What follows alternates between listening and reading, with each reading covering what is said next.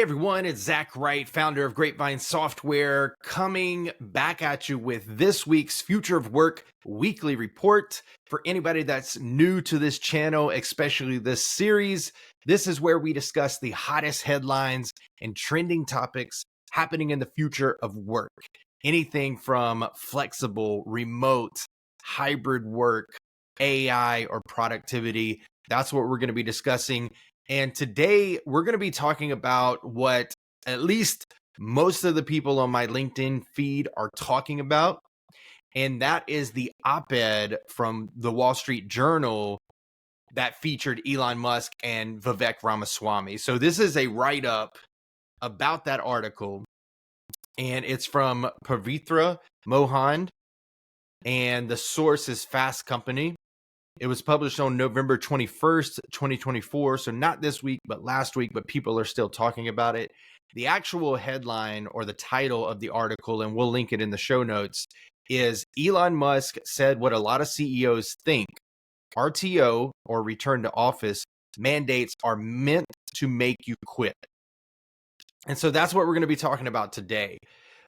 We've talked about some of the things that we'll be talking about throughout the year because a little bit by little bit, the truth comes out whenever it comes to RTO mandates. And that's where we're going to start here with the highlight number one, which is the RTO mandate debate. And so the first call out or key insight that we want to mention here is that Elon Musk and Vivek Ramaswamy's Wall Street Journal op-ed openly acknowledges what many employees and leaders have suspected. Return to office or RTO mandates are being used as a tool to encourage voluntary resignations. Let me just go ahead and go to the stats here and facts. So federal workers eligible for telework or remote work currently spend over 60% of their time in the office, according to the OMB. That's the Office of Management and Budget. I had to look it up. I forgot. And then the other call out here is the proposed full-time RTO policy could impact over 1 million federal employees. And so I wanted to bring in those stats and facts first before we actually digest the highlight number one. And basically what they're saying is what we already knew. They're just saying it more transparently, and we can tie a name to who said it. Because in Bamboo HR's analysis of RTO mandates, they said the quiet part out loud as well. It just wasn't tied to a specific name or saying it so deliberately before it happens, right? And so, I mean, the real call out here is, I mean, it's not really a debate.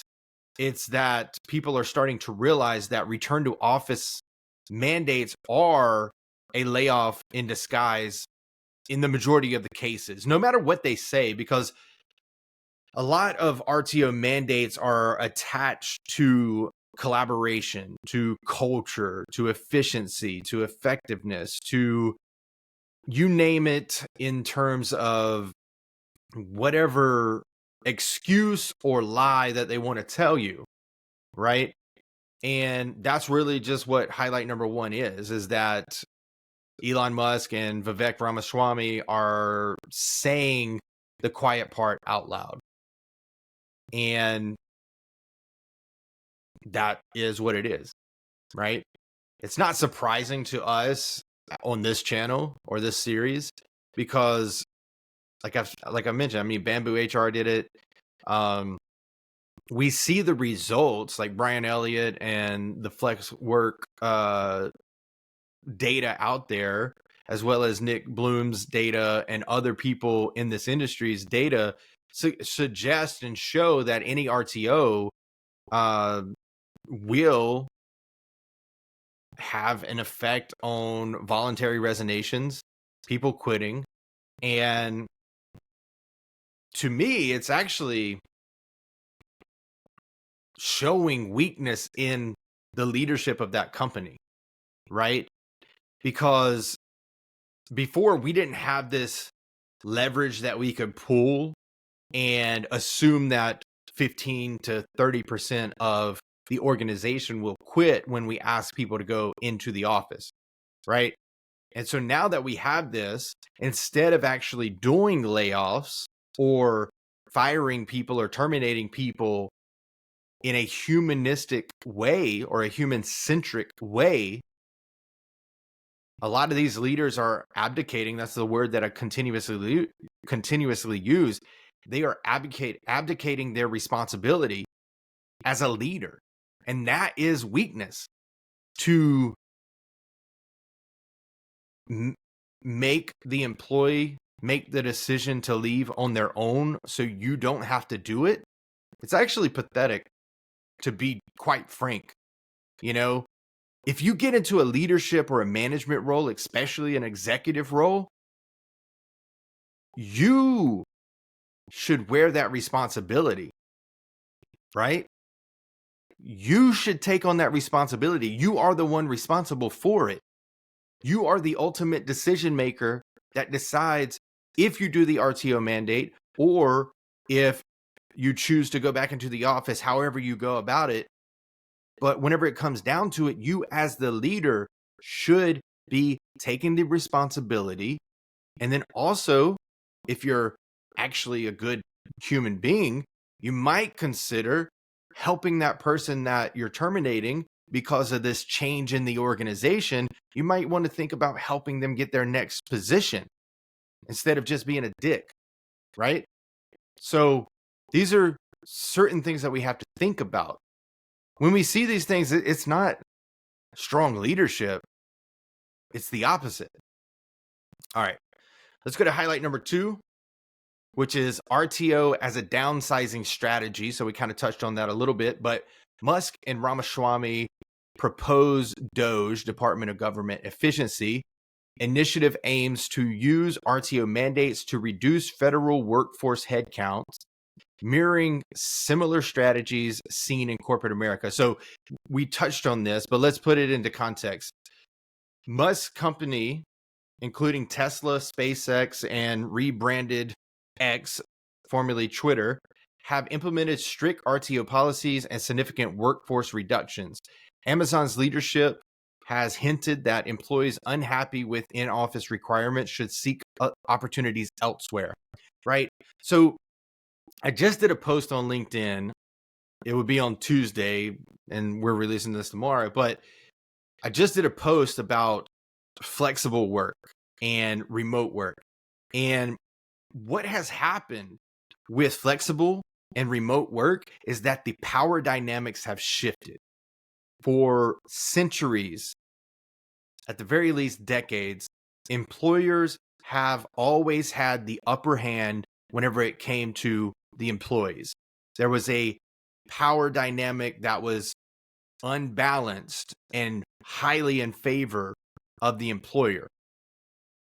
But now with remote work and flexible work, it gives employees autonomy. And it puts a little bit of the power back into the hands of the employees. And people who think outdated, like Musk and Vivek, they are looking at this power shift as a bad thing, right? Which is ironic, because if we think about the glory days of the tech boom, it was all about employee ownership, right? And that's just another word of autonomy, in my opinion. And so it was all about employee ownership. It was allowing the person to feel invested, to feel empowered, to feel like they were part of something bigger. And that's what flexible work can create if you do it properly, right? And so the real thing that we're getting at here is that the power dynamic being shifted is threatening to weak leaders. And I know I'm being blunt, but that's just the truth. The power dynamic that is shifted in the workplace is threatening to weak leaders.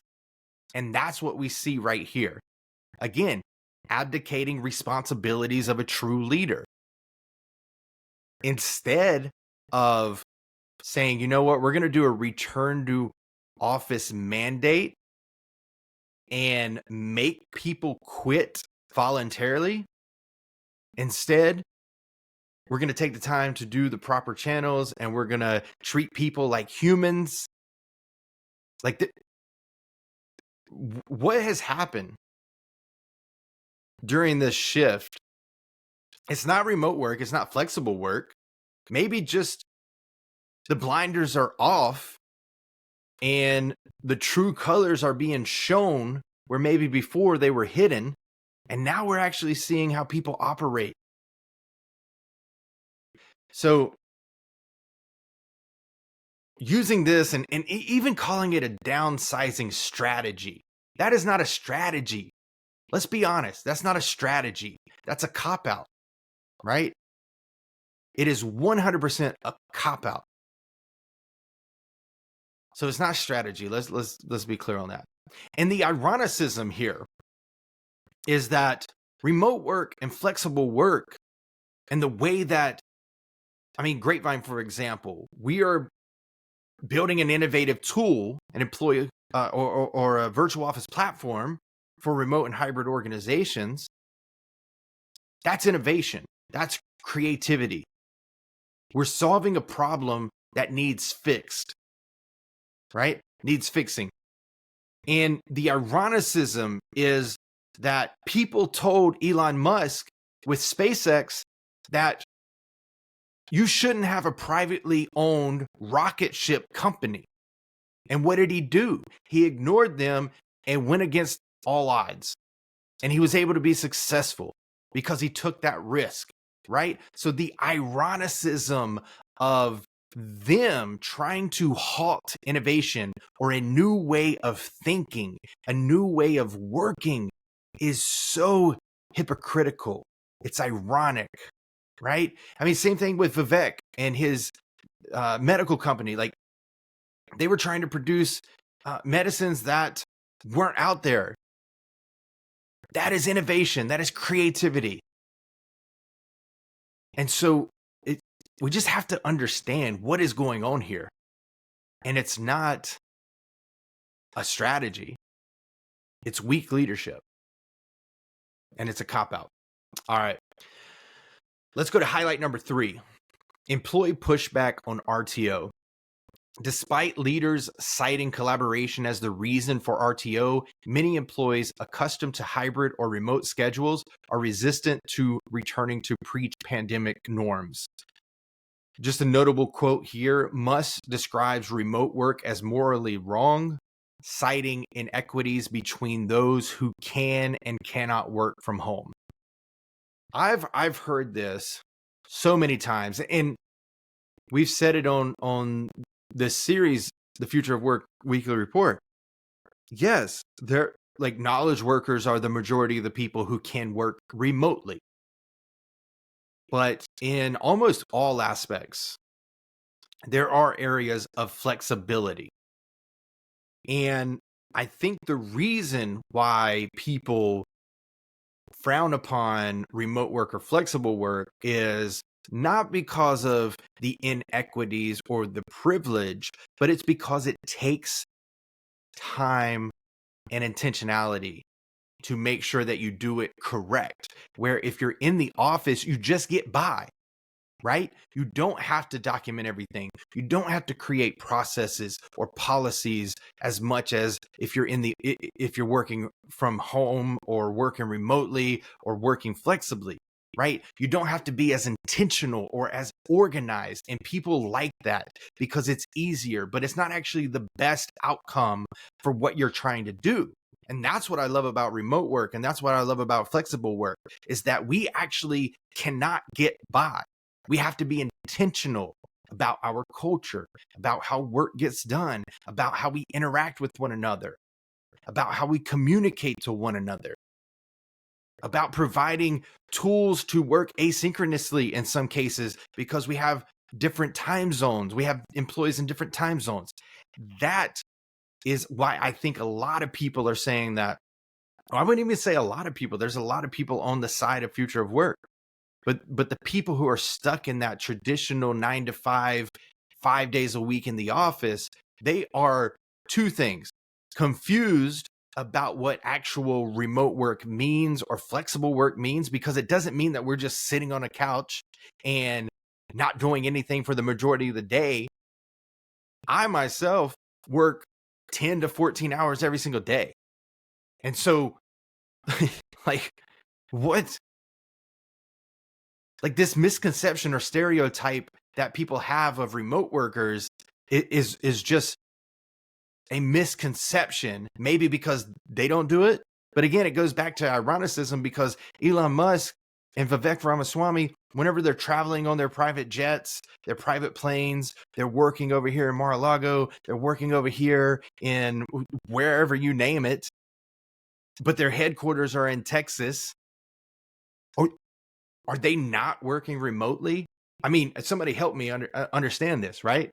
I'm sure we'll get some comments about this episode. I'm sure. But the hypocrisy is just insane to me. And to call remote work morally wrong, why? Like, give us a reason why you call remote work morally wrong.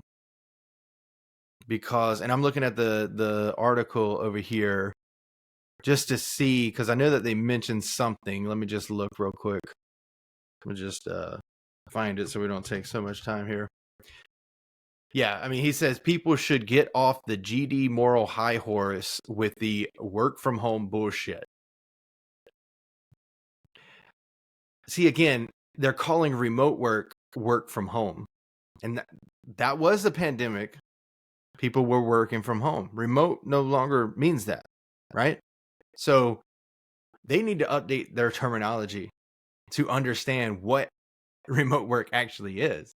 So anyway, all right, not to make this too long, let's go ahead and talk about the closing thought. So the debate around RTO mandates continues to highlight the tensions between organizational goals and employee expectations in the evolving workplace landscape. Leaders are left to navigate this complex terrain while balancing collaboration, productivity, and retention. Something that Grapevine can help all of those areas, but that's what people are doing. They're continuing to debate. Should we work flexibly? Should we work remotely? Should we work in the office? And honestly, to me, it doesn't really matter what you choose to do as long as there's a reason behind it. But as we see through this article, through the Wall Street Journal article, op-ed, they're not doing a return to office for culture, for productivity, for efficiency, even though they'll label it as that. They're doing it to abdicate their responsibility as a leader. And they've done it before with Twitter, with Tesla. But they don't actually have reasons or statistics behind their reasoning, other than to have voluntary resignations. I'll just end on this thought. If you want leaders to lead the world and the country, maybe choose people who don't abdicate the responsibility of being a leader, and choose leaders who treat people like actual humans. I'll end it there. Again, I know that I'm going to get some comments, so let's strap up and get prepared. But make sure to like, comment, subscribe, share with other Future of Work employees or advocates or pioneers here. And let's keep the movement strong, and let's keep fighting for what we know is the future of work, which is flexible and remote work. Thanks so much for watching. We'll see you on the next Future of Work weekly report.